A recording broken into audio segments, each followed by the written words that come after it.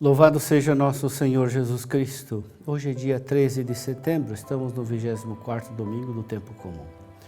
O evangelho de hoje é de Mateus capítulo 18, versículos 21 a 35. Naquele tempo, Pedro aproximou-se de Jesus e perguntou: Senhor, quantas vezes devo perdoar, se meu irmão pecar contra mim? Até 70 vezes 7? Jesus respondeu: Não te digo 7 vezes, mas até 70 vezes 7. Porque o reino dos céus é como um rei que resolveu acertar as contas com seus empregados. Quando começou o acerto, trouxeram-lhe um que lhe devia uma enorme fortuna. Como o empregado não tivesse com que pagar, o patrão mandou que fosse vendido como escravo junto com a mulher e os filhos e tudo o que possuía para que pagasse a dívida. O empregado, porém, caiu aos pés do patrão e, prostrado, suplicava: Dá-me um prazo e eu te pagarei tudo. Diante disso, o patrão teve compaixão, soltou o empregado e perdoou-lhe a dívida. Ao sair dali, aquele empregado encontrou um dos seus companheiros que lhe devia apenas 100 moedas. Ele o agarrou e começou a sufocá-lo, dizendo: Paga o que me deves! Companheiro, caindo aos seus pés, suplicava: Dá-me um prazo e eu te pagarei. Mas o empregado não quis saber disso. Saiu e mandou jogá-lo na prisão até que pagasse o que devia. Vendo o que havia acontecido, os outros empregados ficaram muito tristes. Procuraram o patrão e lhe contaram tudo. Então o patrão mandou chamá-lo e lhe disse: Empregado perverso, eu te perdoei toda a tua dívida porque tu me suplicaste. Não devias tu também ter compaixão do teu companheiro, como eu tive compaixão de ti? O patrão indignou-se e mandou entregar aquele empregado aos torturadores até que pagasse toda a sua dívida. É assim que meu Pai que está nos céus fará convosco, se cada um não perdoar de coração o seu irmão. Meu irmão, minha irmã, 70 vezes 7? O sentido é idêntico, não há limite para o perdão. A regra observada entre os judeus era 3 vezes. Quando Pedro fala em 7 vezes, ele pensava estar apresentando para Jesus uma regra extraordinariamente superior e generosa. A resposta de Jesus não pede um perdão quantitativo, 70 vezes 7 seria 490 vezes? Não, mas um perdão qualitativo. A vingança deve ceder lugar ao perdão ilimitado do cristão. Além disso, o perdão cristão deve funcionar a despeito da ausência de arrependimento.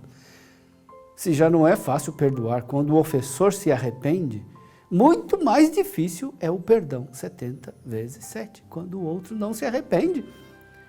Lembremos-nos, entretanto, que Cristo, na cruz, perdoou aos inimigos. Cristo trouxe para o mundo uma nova lei, um padrão muito elevado de perdão. E Ele quer que esse seja o padrão de perdão praticado pelos cristãos.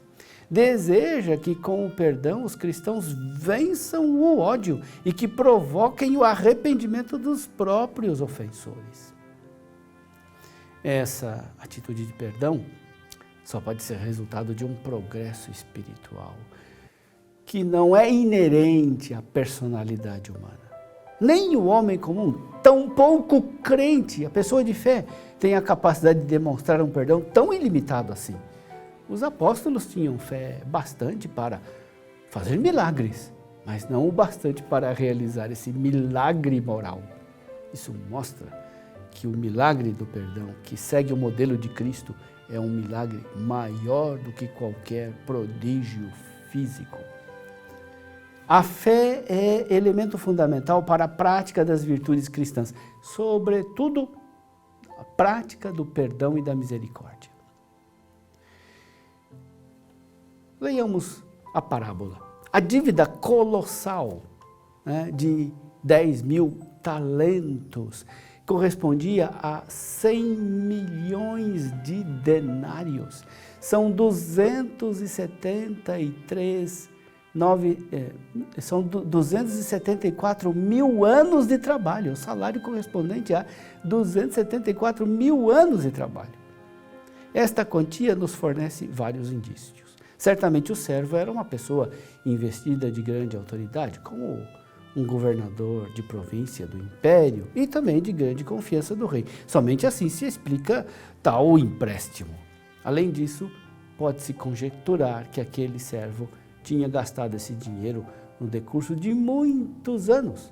Ignorara as suas responsabilidades, abusou de sua posição e autoridade por muitos anos.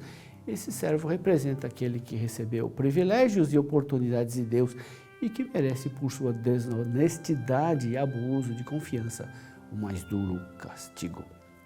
O rei manda vendê-lo como escravo e também sua família, porque não podia pagar a dívida. Trata-se de uma punição bastante branda.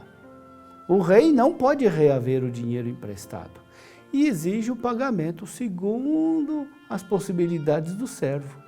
Na realidade, o servo mereceria um juízo muito mais severo.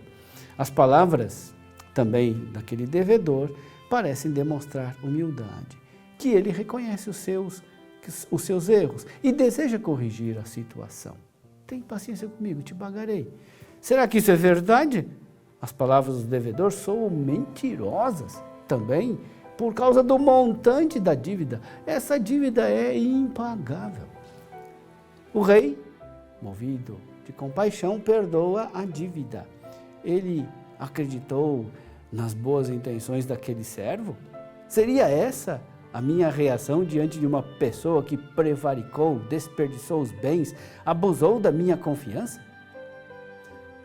A parábola revela que o patrão, o rei, não é movido pelas palavras do servo, nem pela sua improvável sinceridade, mas ele é movido pela própria compaixão.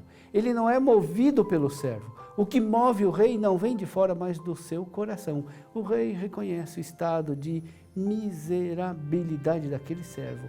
E essa constatação por si mesma produz no rei a compaixão e o amor, que se manifestam no perdão.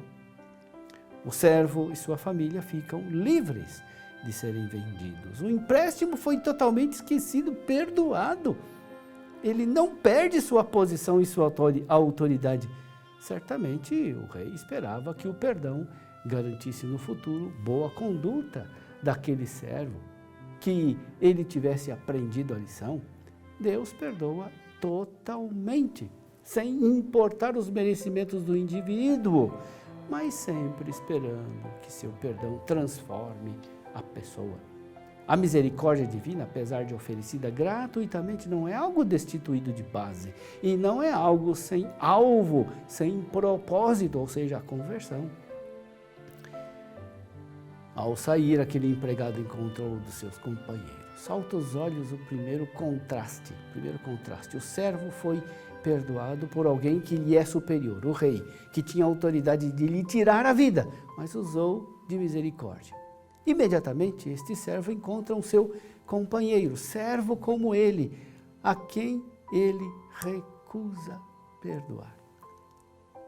O outro contraste é ainda mais evidente. A enorme diferença na quantia dos empréstimos. 100 denários. 100 denários equivalem a 100 dias de trabalho. Reduzindo a expressão decimal, a dívida daquele companheiro era o equivalente a 0,00002% da dívida que ele tinha, da sua dívida que tinha sido perdoada. Além disso, essa quantia de maneira alguma teria afetado a situação financeira daquele servo. Poderia perdoar o companheiro sem grande prejuízo econômico. Não era necessário sequer usar de misericórdia, bastava usar um pouco de bom senso.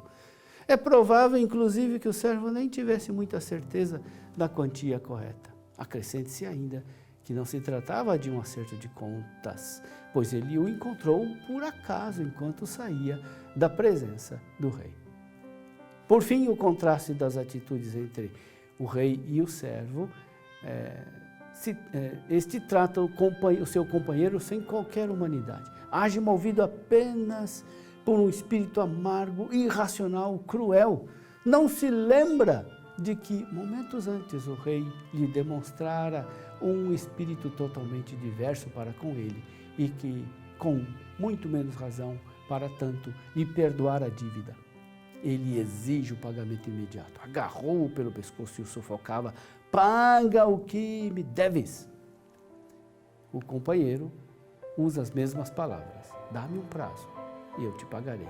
São as mesmas palavras, a mesma atitude humilde, a mesma necessidade de misericórdia que o servo expôs ao rei, mas com uma grande diferença. No primeiro caso, teria sido impossível o pagamento do débito. Ele não quis saber disso, esqueceu completamente do perdão recebido. Pior, movido por ignorância, maldade, não reconheceu que o perdão do rei requer uma conduta melhor. Gratidão, arrependimento, misericórdia para com os outros. Não mudou de atitude e por isso demonstra não ter aceitado o perdão. Esse homem, sem modificar a sua personalidade pelos benefícios que tinha recebido da parte do rei, continua agindo como antes. Pródigo no uso dos recursos do rei, mas totalmente sem misericórdia para com os outros em suas falhas, que eram bem menos graves do que as suas. Mandou jogá-lo, então, na prisão. O servo exigiu o castigo máximo que o caso permitia. É por isso que o rei vai dizer, servo perverso. O rei pode compreender e perdoar a ignorância, a desonestidade nas finanças, as fraquezas, o erro e as falhas, mas não perdoa a injustiça, a desumanidade, a crueldade, a ingratidão. A condenação do rei contra essas coisas é sem apelo. Aquele homem não compreendeu o perdão do rei e por isso não age com a mesma misericórdia e magnanimidade. Não praticou um único ato, mesmo que pequeno, que demonstrasse compaixão pelos outros. Na primeira oportunidade que teve de ser misericordioso, demonstra incompreensível ingratidão. Jesus nos ensina que todos nós nos encontramos na situação daquele servo. Todos nós recebemos grande compaixão de Deus e o seu perdão por meio de Cristo. O cristão que se recusa a perdoar os outros de suas ínfimas dívidas, que não tem compaixão pelos outros, não usa de simpatia para com os semelhantes, mostra ingratidão enorme e a mesma maldade do servo da parábola. Trata-se de uma nova lei que exige um novo coração, é o vinho novo em odres novos.